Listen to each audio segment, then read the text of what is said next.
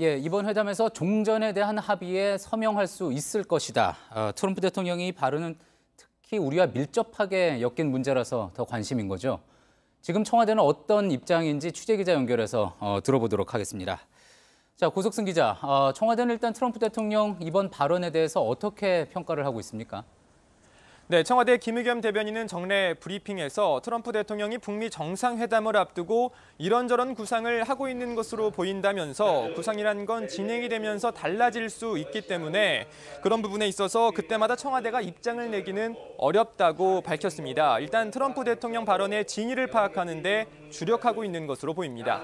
예, 트럼프 대통령의 발언이 워낙에 또 돌발적으로 나오기 때문에 매번 분석하기가 쉽지는 않을 것 같기는 합니다만 그동안 이제 남북미 3자 종전선언, 그러니까 종전선언을 하게 되면 남북미 3자 선언을 하게 될 거다라는 이야기가 많지 않았습니까?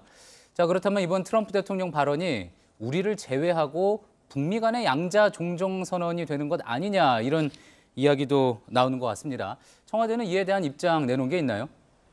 네, 청와대 고위 관계자는 통화에서 종전선언을 우리를 배제한 채 진행할 수는 없다고 말했습니다. 우리 정부가 남북미 종전선언을 제안했고 북미 양측 모두 필요성에 공감을 하고 있는 만큼 한국을 제외할 가능성은 없다는 겁니다. 다만 청와대 내에선 미국 측이 종전선언을 2단계 정도로 나눠서 진행할 가능성이 있다는 분석도 나오고 있습니다.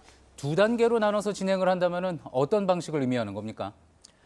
네, 청와대 고위 관계자는 북미 간에 우선 초기 단계 종전 의지 정도를 먼저 밝힌 뒤에 공식적인 남북미 종전 선언은 추후에 할 수 있다고 말했습니다. 다시 말해서 북미 정상이 먼저 만나서 종전 의지에 대해 선언적 수준의 합의를 먼저 하고 빠르면 다음 달 판문점 또는 9월 유엔 총회를 계기로 남북미 3자가 만나서 공식 종전 선언을 하는 2단계가 가능하다는 겁니다. 실제로 이 고위 관계자는 우리에게 중요한 건 종전 선언을 하겠다는 말이 아니라 언제 어디서 하니 참석을 해달라는 말이라고 밝혔습니다.